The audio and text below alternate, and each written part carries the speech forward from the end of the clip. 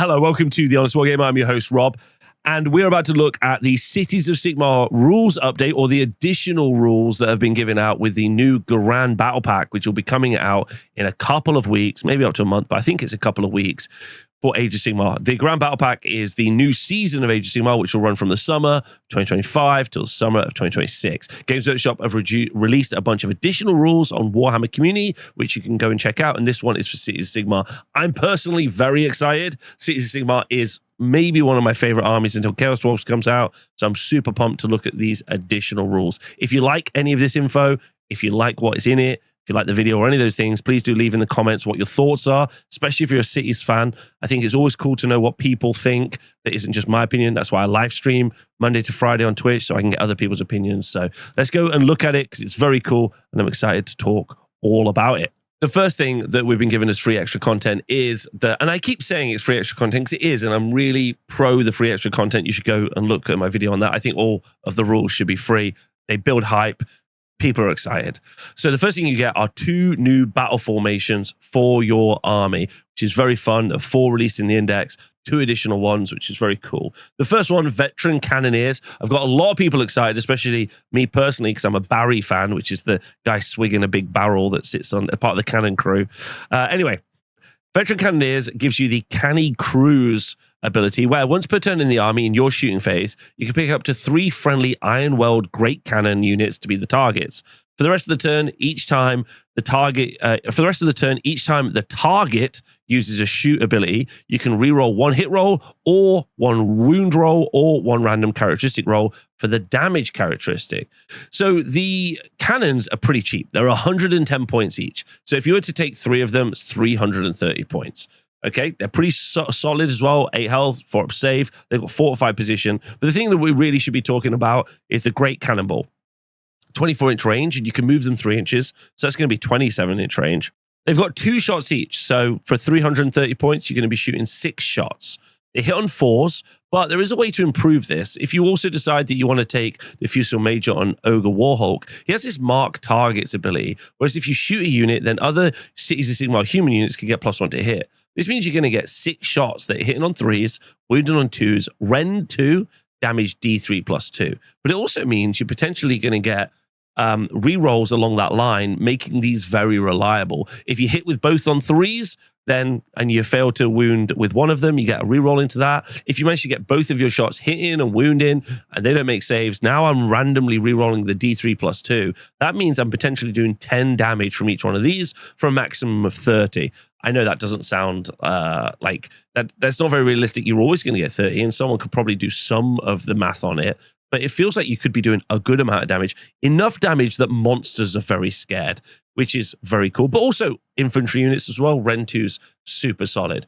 So that one is very fun. Very, very fun. And I think people will just try to build that army around those 3 great cannons, which is exactly what I've wanted from these rules updates. They've given me a reason to do something fun. If I decide I want to go all Cavaliers or do something else later, I can leave my cannons to the side. Very fun.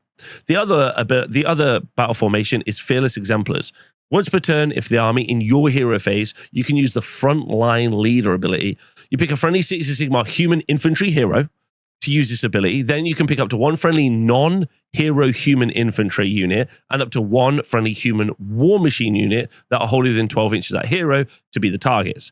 While the targets are wholly within 12 inches of that hero, you add 1 to the rend characteristic of the target's infantry units, melee weapons, and the target war machine unit's range weapons to start next turn. So that's okay. +1 rend, not too bad.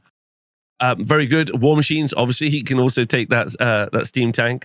And the infantry is all right. +1 rend on stuff that's like not super punchy.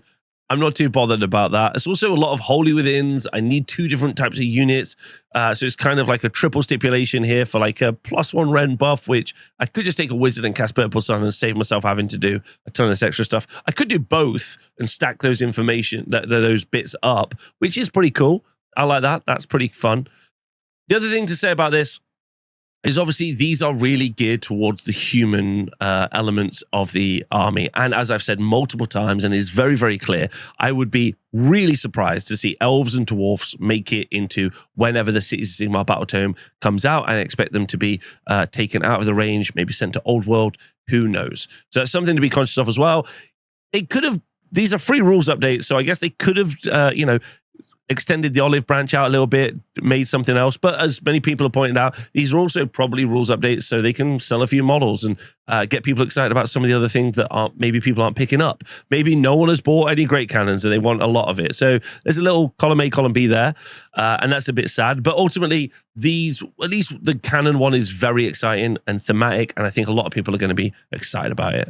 Okay, on your army list, you're going to have the opportunity to give one of your heroes one of 3 new heroic traits. Don't forget, if you are new to Age of Sigmar, you cannot put a heroic trait on a unique unit. Unique is located at the bottom of the war scroll. Someone like Talia Vedra is a good example of a unique unit in Cities of Sigmar, especially as she's uniquely rubbish. Okay, so 3 different heroic traits. We'll start with the first. We'll start with Astute Tactician over here, because I don't really like it. In your hero phase, you can pick a friendly Cities of Sigmar unit wholly within 12 inches of this unit to be the target. For the rest of the turn, you add 1 to charge rolls for the target and add 2 to the run rolls for the target. It's like, yeah, fine. Like, whatever. But you'll see from the other 2, they're more impactful. Okay? So the first one, Draw Steel, has got a lot of people right now frothy. Okay, Draw Steel in any combat phase, which means every combat phase. If this unit charged this turn, you pick a friendly Cities of Sigmar human unit that charged this turn and is wholly within 12 inches. You can add 1 to the attacks characteristic of the target's melee weapons for the rest of the turn. Now, that's pretty good if you were to take something like a Cavalier Marshal as an example, and a unit Cavaliers who can already benefit from +1 attack on the charge, giving them +1 attack for +2, taking them from 2 to 4 attacks. That's pretty great. That really, really is. But the new Cavalier War Scroll we're about to talk about is about to send that to the high heavens. So we're going to come back to Draw Steel in a minute because it's really impactful. Then we're going to go look at Cosmopolitan Leader. In your hero phase, this is the other heroic trait. Pick a friendly Cities of Sigmar infantry or cavalry unit wholly within 12 inches of this unit, so the hero, to be the target. If the unit is human, you can pick up to 3 eligible units to be, if this unit is human, you can pick 3 eligible units to be the target.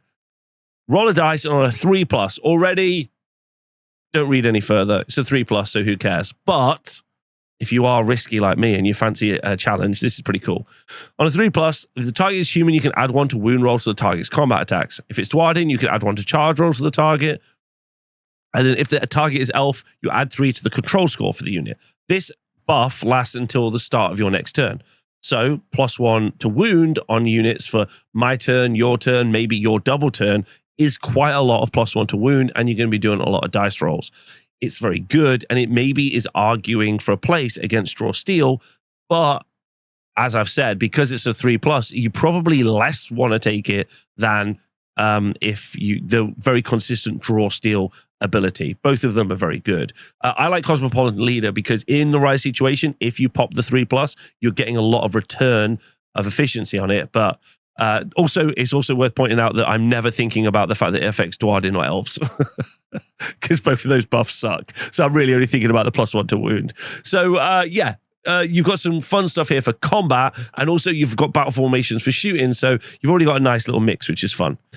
You do get 2 alternative war scrolls for your Cities of Sigmar army, a Pontifex Sinistra and Free Guild Cavaliers. The way it works is, if you want to take a unit of Free Guild Cavaliers, or you want to take the Scourge of Ghyran Free Guild Cavaliers, you can't take the ones out of the index or an upcoming battle scroll. But you can have multiple instances of the Scourge of Ghyran Free Guild Cavaliers. Or if you take the one from the index, you can only have the index ones. That's how that works. Super simple. And Pontifex Sinistra is a unique model, even though they've neglected to do 2 things, which is 1, they forgot to put unique on her war scroll at the bottom, which is a keyword, meaning you can only take 1, and also forgot to put the human keyword, even though many of you follow the law, obviously, and know that she's an undead bone pope lich, but she still is technically quote-unquote human. So those are things I'm sure will get FAQ'd at some point. Anyway, Pontifex Sinistra is the first one we're going to talk about, and it's gone from 170 points to 250 points. And if anything, that's not enough of a price increase for how absolutely cooked this lunatic is.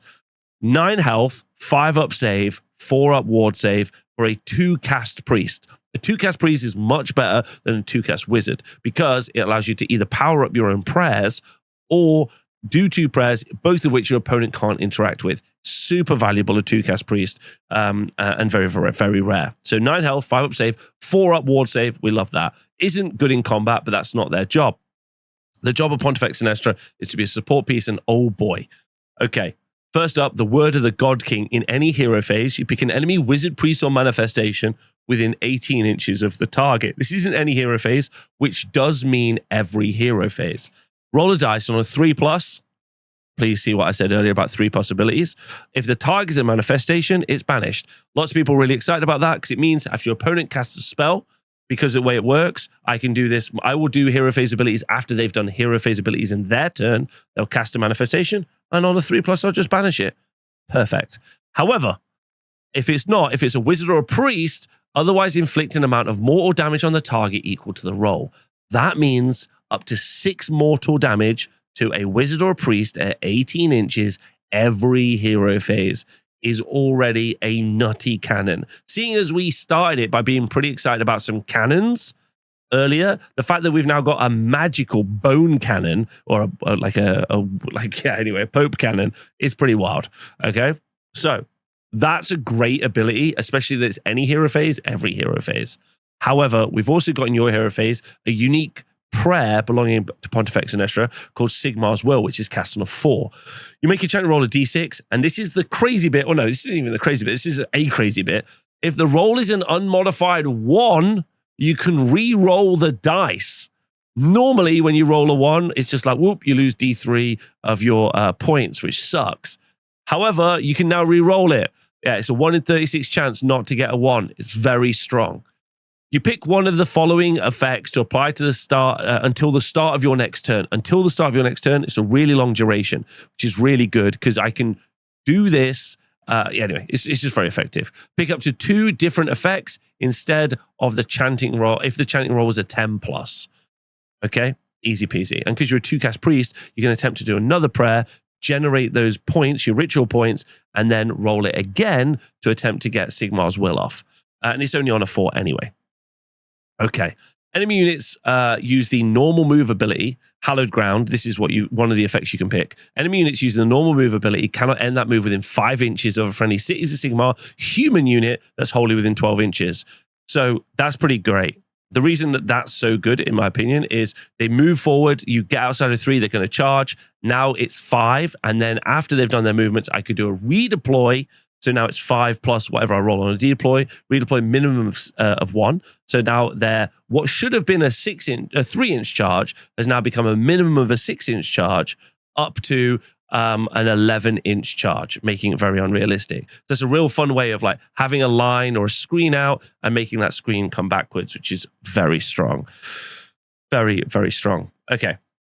However, obviously, if your opponent has run and charge, which means they're not making a normal move, they're running, they're going to still get within 3 and then be able to charge. So it's a little bit matchup dependent, but you're not locked into doing only this ability. You've got 2 other great abilities. Next one, Fervent Prayers. Each time a friendly Cities of Sigmar human model that's wholly within 12 inches of this unit is slain by a combat attack, and that model was in combat with the attacking unit, roll dice. On a 6, you inflict an mortal damage on the attacking unit after the fight ability has been resolved. So the way this kind of works is you're meant to just have a unit of Steel Helms in combat because you've got the most of those. They kill a ton, you do some mortal damage back, you do some rallies, you get a bunch back, you start the process again. Probably not as effective as you want it to be because obviously you don't have quite the wound pool. We've seen this be very, very strong in Age of Sigmar before with zombies and what we call murder rolls. This is what we call a murder roll ability, but you don't quite have the wound pool to do it as effectively. Now, the last one, Salvation, has got people very excited. You pick up to 3 friendly Cities of Sigmar human units to be the targets, board wide, remove those units from the battlefield and set them up again wholly within 12 inches of this unit and not in combat. Those units cannot use charge abilities for the rest of the turn. Crazy. I charge a ton of Cavaliers into their side of the board, and because this is a prayer, I can do this in their turn. That means I generate some points in my turn, in my hero phase, my ritual points, get enough that I know I'm guaranteed to cast it unless I roll a double 1, wait till their turn, charge all my Cavaliers in, hit their stuff, then in their hero phase, I just teleport them all back. In insane. Now, that's obviously if magical intervention, which is casting spells and prayers in your opponent's turn, doesn't change in the new GHB. If it does change in the new GHB, which we'll see in a video tomorrow, then, or the next day or whenever, then that's going to be different. But right now, that's crazy. Send everything forward, teleport it back. Crazy cool.